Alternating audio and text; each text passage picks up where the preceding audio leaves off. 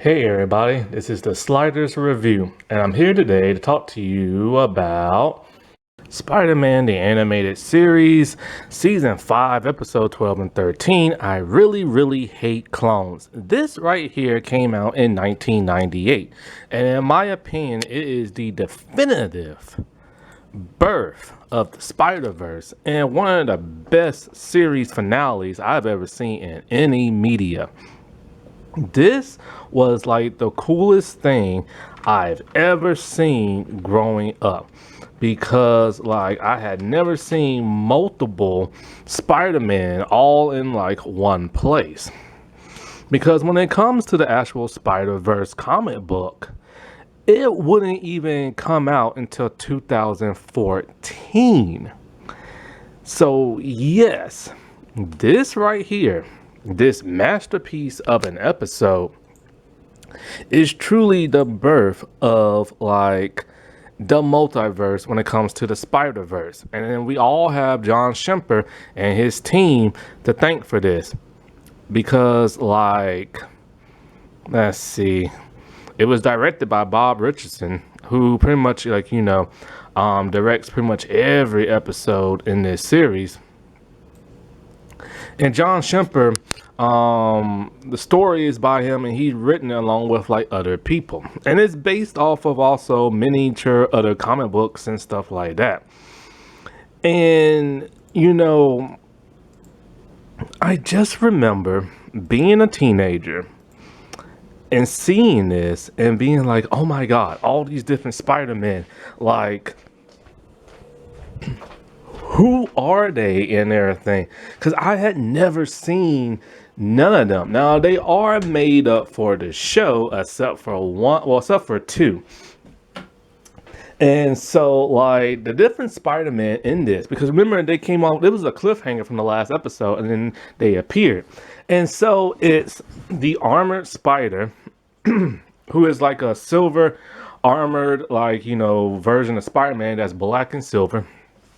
I believe he was made up for the show. He has kind of like this checkered pattern on his silver plates. And he's like a really arrogant, like billionaire type person who's married to Gwen Stacy and has his own giant spider robot, which is based on, of course, a Japanese version when he had that Megazord type thing. Then you have one that is not even really Spider-Man. He's an actor who plays Spider-Man on television. Then you have this really cool one that I believe is also made up for the show, Octo Spider. And basically, we don't know much about him, but he pretty much said he got these tentacles from his last battle with Doc Ock. And these tentacles are different from that of the Prime Spider-Man in the show, from their Dr. Octopus. They're more sleeker, more like the fingertips are more like thin and sharp than like the bulky flat look that the Dr. Octopus has in this series. And like it's interesting because he wears a belt and there are two tentacles in the front, two in the back, and then there are Dr. Octopus shades that he wears that has a wire connected to it so he can see all the different arms and move them around telepathically and everything. And we don't know nothing about his personality really, but when he said this was his last battle, Doc Ock, it seems kind of arrogant, making it sound like maybe he could have killed him, probably? I don't know. Then there's one, of course, from the comics. It's the six-armed Spider-Man. And we've seen him in the show, but when we saw him, we saw his bare arms. This one has a full-fledged costume on all his arms, and it just looks so beautiful because the Spider-Man costume is probably the best superhero costume ever. So with all those lines and colors on all those multiple arms, it just looks awesome. Then I got introduced to a person I had never seen before, and he is very famous from the comics. He is Ben Reilly himself, the Scarlet Spider. And boy, let me tell you, I fell in love with this character from the very start when I saw his costume. But I saw his costume prior because I used to have the Fox Kids like magazine book and they had him in there. And I didn't know who the world he was. I didn't know nothing about the Spider Clone saga or anything like that. It's a very controversial, like, comic because it people say it just kept going and going and going. You didn't know who the clone was. Personally, from what people been saying, it don't sound that bad to me, but hey, whatever. And basically, he doesn't know if he's the real Spider-Man or the clone, but it's pretty sure that he is the real Spider-Man. And so basically, in his universe, Miles Warren cloned him and everything. And when they did, the clone started becoming like Spider-Man. And so he decided to stay out his hair. So like he shaved his head into like a buzz cut, dyed it blonde, and developed the Scarlet Spider costume. And the Scarlet Spider, I believe, came out in the 80s. He's just like an all red costume, that blue shirt. Sometimes it's a hood, sometimes it's not, bare sleeves, and it just looks cool and everything with the belt and the jagged eyes and stuff like that. And so, like, his clone didn't like him being another hero. His clone is very arrogant, which is weird that the clone would be this jealous and stuff. But basically, the Carnage symbiote took a hold of the clone Spider-Man. And I'm not sure if it's the one from our Spider-Man universe or not, or just a completely different one, but it came out of like a portal. And I think ours went into a dimensional portal as well, so like who really knows? And it took a hold of him and became Spider Carnage, who is also very famous from like the comics and stuff. And when I just saw this, man, I was just like, dude, so many Spider-Man, I can't control myself. But basically, the premise and the story of this is what Madame Web has been pairing all the Spider-Man for. And it wasn't just ours. She's been pairing all of them for this. So all the like tips and like, the wisdom she's been bestowing upon them and all this other crap, it led to this moment. Also secret wars and everything. And so whoever passed the test gets to be the leader of the team. And it's our Spider-Man, which means every single last one of those dudes failed somehow. We don't know exactly how they failed, and it would have been curious to know how. This, of course, pisses off the billionaire one and some of the others and stuff. But, it is what it is. And so the reason why they've been training for this is because apparently Spider Carnage is just pissed off at life and he wants to destroy everything. So he created a device with the dimensional portal thing, and he created some type of like bomb that can destroy the entire multiverse. And it spread everywhere. But once it got to like Madame Web's home dimension in the Beyonder, they was able to stop time and reverse everything. And so throughout that entire time, they've been training all these Spider-Man. So the job is basically to stop the bomb and stop Spider Carnage. And this is really interesting to see Spider-Man have to take on, like, or have to lead a team, because he's a very solitary type person. And we got to see it in Secret Wars, and it didn't pan out as well as he had hoped in the beginning. And so this is the Spider Wars now. And it just amazes me how it wasn't for this cartoon, we probably never would have had the Spider-Verse comic, the Spider-Verse animated movies, the Ultimate Spider-Man cartoon, did the whole multiverse thing, but it all started with this one, and you can't forget the MCU Spider-Verse thing that they had going on. And so basically, they have to go to like, the dimension, Ben Riley's dimension, and stop Spider Carnage and everything, right? Well, he had some allies on his side, and it was cool to see both goblins fight alongside each other. So you have that of like, what is it? Hobgoblin and Green Goblin, and they're fighting the regular Spider-Man. This is before he had like the team, I think, and stuff like that.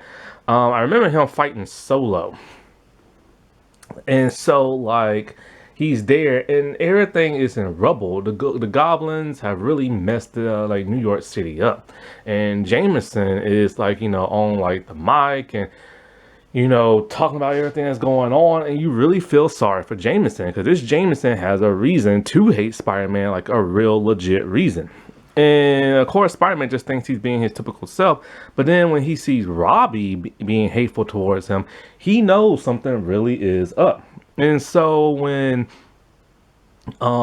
we see Spider Carnage, he thinks that Spider-Man is like the clone, you know what I'm saying?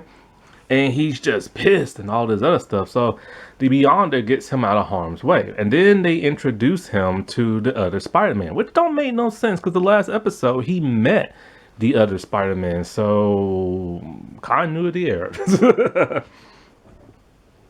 And sadly, the Beyonder is dying and everything. All this reversing of time and doing all this manipulation and stuff is really tearing down on him. And so Madame Web is really like, him and her are trying to do their best. And so when they go to stop, like, the goblins and Spider Carnage, it's a hard task because first, they have to decide how they're gonna sneak inside the building. The armored dude just wants to bust on through and all this other stuff. He has like a laser built into like his hand, and what's his name? Scarlet Spider has like impact webbing, and so they're all amazed about how like different abilities that they have and stuff. The only one who didn't go with them is the actor dude. But at this time, I don't think they know he's an actor. So they're getting their butts kicked and everything.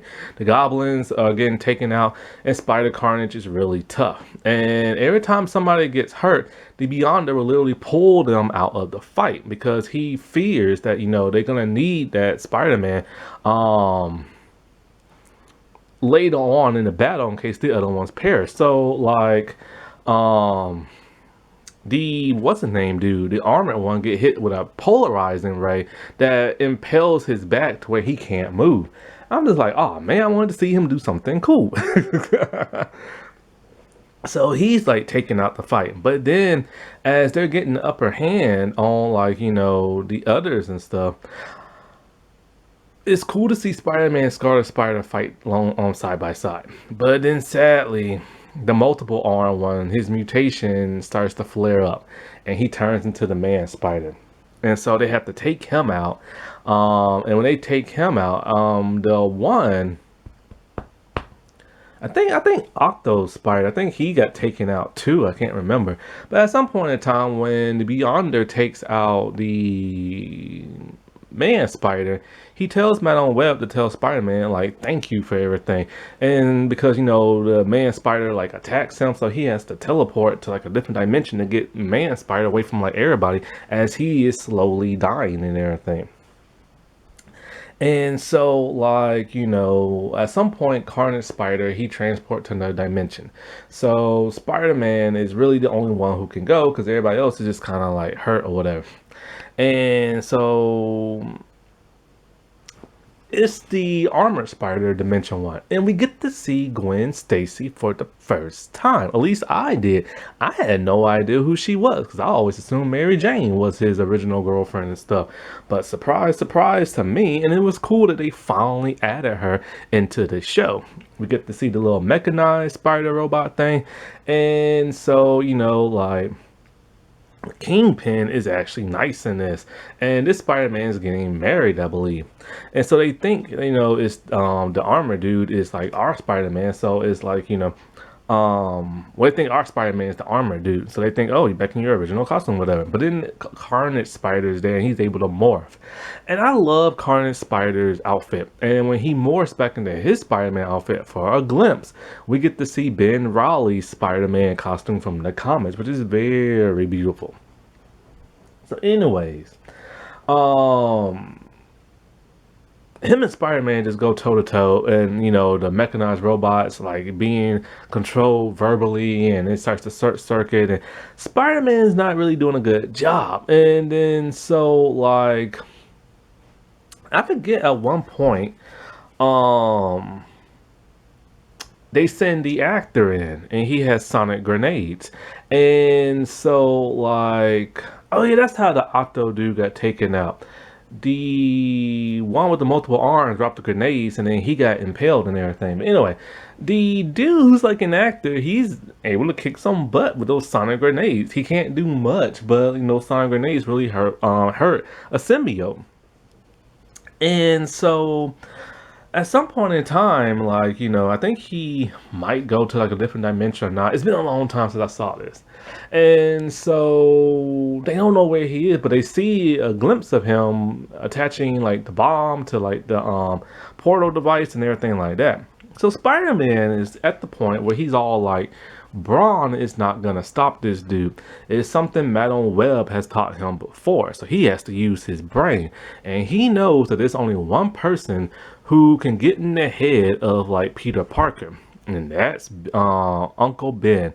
So either they take the Uncle Ben from that universe or they teleport him from another, and he is able to calm down Spider Carnage and everything. And it's a really sad scene to see because Spider Carnage is very emotional. He's an evil villain and everything.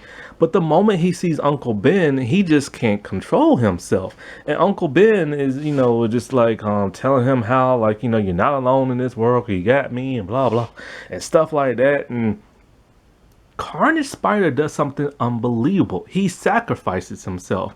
He opens the portal, takes the bomb, and goes inside like this empty dimension, and it blows up, killing himself. And I'm just like, holy crap. Because I was wondering how Spider-Man was going to be able to defeat him. And so right before Spider-Man went back to Madam Web dimension, he got to talk to Uncle Ben for one last time. Might not be his Uncle Ben, but it was good enough.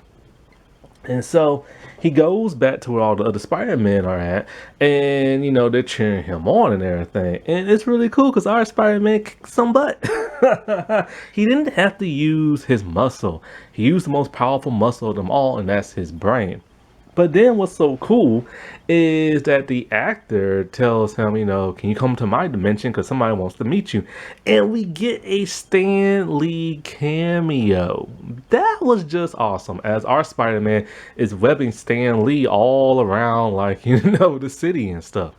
And so when it ends, Madam Web tells Spider-Man he has just one more task, and that's to find the real Mary Jane Watson. Because when he was in the Armored Spider reality, he saw Mary Jane and everything, and you know that he lost his Mary Jane because she went through a different dimension. So him and her are about to travel the multiverse and look for Mary Jane. And it was just a perfect, beautiful ending. And it would have been better if we actually saw him find her. Now, the Spider-Man Unlimited. It's supposed to be a sequel series to this where Mary Jane was found. But I don't consider that Spider-Man this Spider-Man because it's just so completely different and stuff. So it's sad. He saved the universe, the multiverse, and he's going to look for his lady, but we don't get to see him look for his lady. Now, if they would have got a sixth season, they said they would have had him travel through time and meet like Jack the Ripper, who's trying to get at Mary Jane. All in all, I still think this is the best finale I've ever seen. Because never in a superhero cartoon have you ever seen the same hero meeting their dimensional duplicate and everything. And this was like the first to ever do that.